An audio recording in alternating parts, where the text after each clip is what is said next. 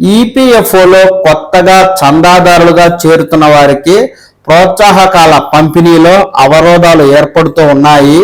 ఉద్యోగులుగా కొత్తగా చేరేవారికి కేంద్ర ప్రభుత్వం ఎంప్లాయీస్ లింక్డ్ ఇన్సెంటివ్ స్కీమ్ కింద 1 నెల వేతనం గరిష్టంగా 15,000 3 వాయిదాల్లో అందిస్తుంది.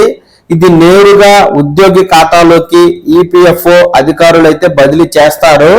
ఈ పథకానికి అర్హత సాధించాలంటే సదరు ఉద్యోగి తన పూర్తి వివరాలను సమర్పించి universal account number UAN active అయితే చేసుకోవాలి. కానీ మెజారిటీ ఉద్యోగులు ఈ ప్రక్రియను పూర్తి చేయకపోవడంతో ప్రోత్సాహకాల పంపిణీ ముందుకైతే సాగడం లేదు. ఈ క్రమంలో ఉద్యోగంలో చేరిన 3 నెలల్లోగా ఈ ప్రక్రియ పూర్తి చేయాలని ఈపీఎఫ్ఓ పలుమార్లు సూచించినప్పటికీ స్పందన అంతంత మాత్రంగానే ఉంది.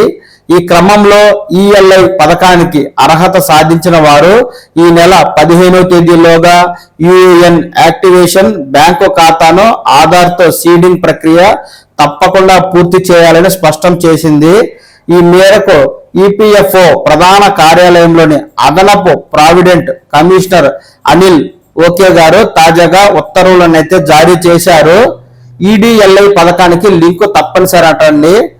ఈపీఎఫ్ఓ చందాదారులకు బీమా పథకంలో భాగంగా employees deposit linked insurance scheme ను అందిస్తూ ఉంది.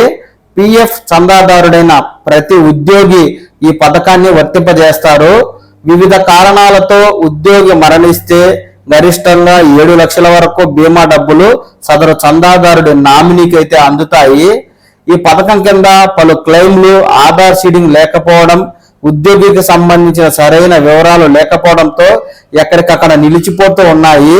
ఈ నేపథ్యంలో ప్రతి ఉద్యోగి యూఏఎన్ యాక్టివేషన్ పూర్తి చేసుకోవాలని ఈపీఎఫ్ఓ అయితే సూచిస్తూ ఉంది.